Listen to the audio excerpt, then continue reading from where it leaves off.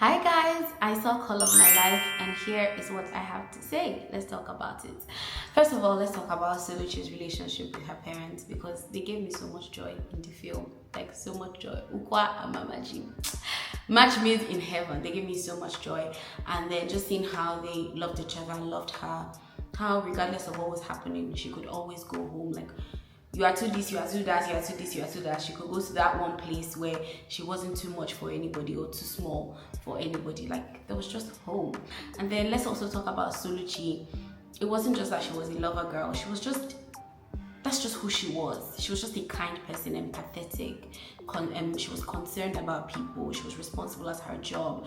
She was just a nice person because it wasn't just how she was in the relationship, it was also how she treated people even at her job. So you could tell that that's just her nature. She's just somebody that has so much love to give. She wasn't just clocking hours or trying to increase, get promoted. She cared about the people. Like it's customer service and I'm here to actually serve. You could see that in her. Of course, she's a major character, so we'll definitely come back to her. But I'm going to start by talking about Kalu. Break up if you want to break up. If somebody isn't like your kind of person, or you see something that you don't want or you don't want anymore, break up. You'll still be a bad person. But what you cannot do, right? You can break up with somebody, but what you will not do is ghost them, is ignore them, is make them feel like that's emotional torture, what he did. And then at the same time, now go around to make her feel like she's the problem. There was nothing wrong with how she loved you. You are the one that just has a very screwed up idea of what it means to love somebody. You're calling me too much, you're talking to me too much. Let me be the one to pursue you. You love too much. Anybody that says you love too much, I already have high suspicions. What does that mean?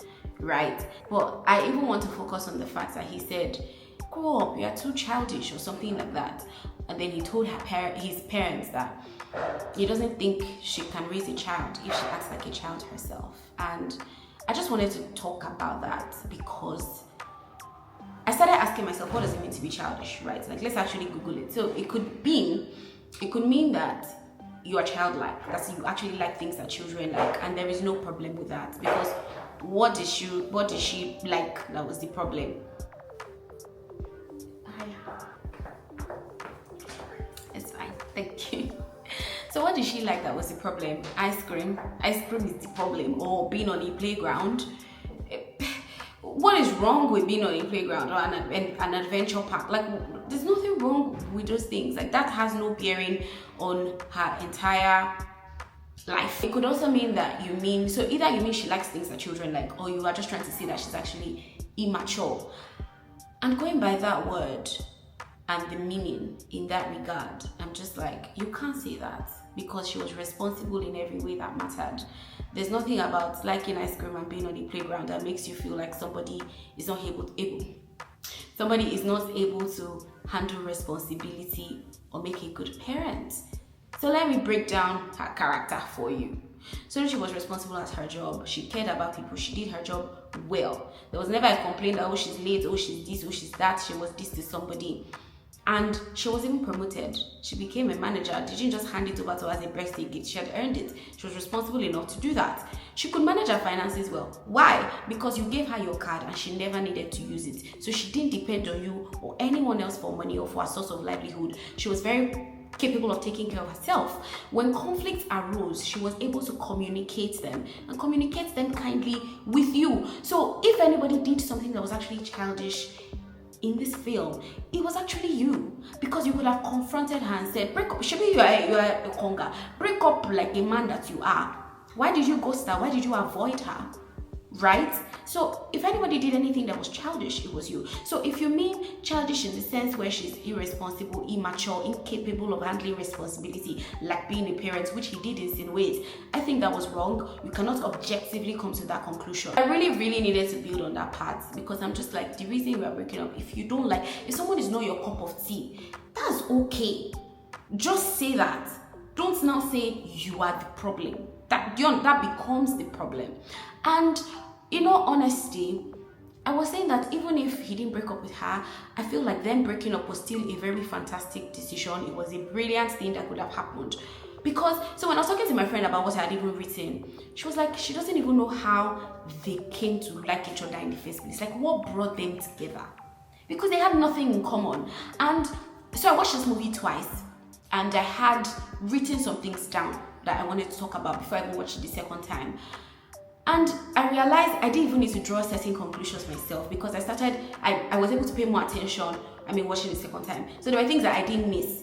Where she said, I don't think you know the things that interest me, or you like the things I'm interested in. Let me see if I wrote it down. Yes. I don't think both of you know what each person liked. I don't think both of you liked what each person liked. And he also, when he went to the park, are you having fun? He said yes. We could clearly tell that I wasn't having fun, but he said yes, so that's the problem. But they just weren't interested in the same kind of things. She wanted to celebrate anniversaries. It was not that important to him. Once again, I'm not saying that's a problem. So that's why I started with what he did wrong. Because every other thing, it wasn't necessarily that he was a bad person. You are just not for each other. Because at the end of the day, she was too much for him. He considered ice cream too sweet. He considered being in the playground too much. He considered anniversaries too much of a big deal. She found somebody who was excited to do these things with her. So she wasn't too much for him. She wasn't too childish for him. She wasn't too playful for him. She was, so this is just your kind of person. Honestly, like, you are not too much for somebody else there. And this is not an excuse for bad behavior or something to quote to support your lack of teachability or wanting to grow. It's just something that actually does exist. There's somebody that you're not so much for. At the end of the day, like, breaking up was still a good thing, because they were just not each other's kinds of people, and they were going to stress each other for a very long time. So seeing somebody who matched her energy in the way that she wanted and in the way that she deserved, it was beautiful to see. The part where he said, oh, what do you even do at your job? Is it secretary? I was like, wait, is this a joke? I was curious. I'm like, wait, is he joking? Because does he really not know what she does for work? I'm like, this must be a joke. What actually brought both of you together? What? Tell me in 250 words. So Lucia's response to Eli was a trauma response, because at the end of the day, when you give your all and you've been so invested before and you've had your hands burnt, you are likely to be more conscious, more cautious next time, right? So at the end of the day, it teaches you, it helps you to be wiser and be more on the lookout.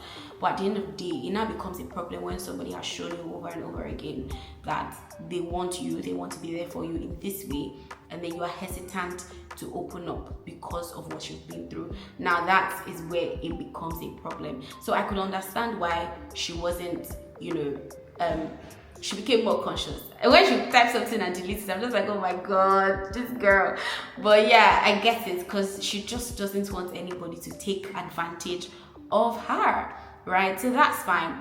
Now to Eli. Eli was a walking green flag, because I really liked him. I liked his patience, his calmness. I like the fact that, I think not telling her on the first date that he was the one that she was speaking to on the call, I think it was a wise decision. But he didn't wait too long before telling her as well, because they may not have made it to that point if you are told that the first time. But yeah, I also like that it wasn't something that they made a big deal out of, because the truth is, it wasn't something that they were supposed to make a big deal also. So I do like how both of them just handled it and navigated that. But anyway, back to Eli.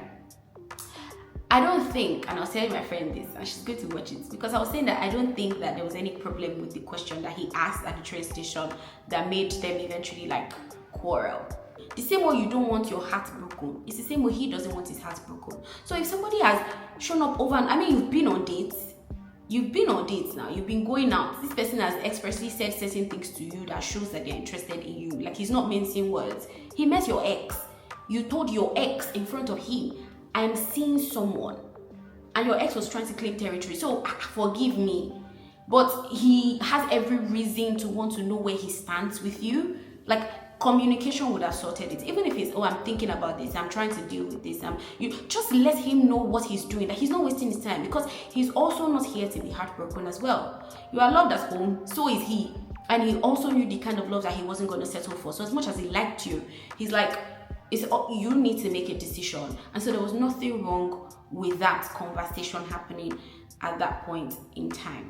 He's like, you know what, when you're ready, because I've shown you, me, I'm ready, me, this is what I want, and it's you. I'm not confused, but when you're ready, I'm here. And that's eventually what happened, because when she was ready, she came to meet him. I really appreciate the self-respect that he had. The fact that he was not calling her every day, coming out to throw stones. I really just like that drama freeness of the relationship, like in that part and in that sense. I'm just like, yes. And the time where Kalu was back in the picture, he wasn't in the picture. Like, there was no confusion, complication at any point. I'm just like, yeah, because I don't really like stress. So I really liked it. And even when Kalu came back and she sort of like gave him a chance, maybe that just helped her see that, you know what, this isn't gonna work. It just helped her open her eye. So at least she came to that conclusion by herself. Like, okay, even if Eli is not in the picture, the truth is, I don't want to do this with this guy. And that's just that about that. Can we, for a minute, talk about that poem? Oh God, Kalu tried. He did his best. I think he was trying really hard. So kudos to him, shout out to him. There's something else I wanted to mention. I like the reciprocity in this film. I like that you could see that love is not a one-sided thing. Giving is not a one-sided thing. Kindness is not a one-sided thing. Surprises, gifting, it's not a one-sided thing. Like, it's not unique to one gender. There's nobody that should sit down and say, oh, I'm royalty, I'm the table, you are the share. What should you bring to the table? You know, it's mutual. It's both ways. But yeah, I think it was beautiful. It was beautiful. It was so colorful. I like the makeup, I like the fashion, the locations. It was so well thought of, so well thought of, and the acting was great. It didn't even feel like acting. It felt, there were many parts of it that felt so natural, like that part where she was putting Mama G's hand over her neck. Like, that's something that we could do. It was just very natural, very like realistic. And then and then the Igbo, oh my god, the Igbo was so sweet in that film. I feel like every time, so the first time I watched Living in Bondage, I think that was the first film that made me appreciate Igbo so much. I'm just like, the Igbo you people's mouth is sweet. The Igbo in Uzomaka's mouth is so sweet. It's so sweet. I really, really liked it. And then there was the part where Ukwa was like, if anything happens, we know where his family is. We know where he is. I'm just like, oh my god, I've heard something like this before. Like, it's such it's real. Like, that's how parents really do think. Like, and that was valid. They did have valid concerns that they aired. And yeah, I like that she still ended up with who she ended up with. I went to see the film in Birmingham the first time, and they had a meet and greet. So I was really happy. I saw the director, the producer, and the lead cast. It was so good to see them in person. I think they did a fantastic job. It was beautiful. But yeah, colored my life. If you've seen it, let me know what you think. Let's talk in the comment section. Bye. Remember to like this video, share, and subscribe.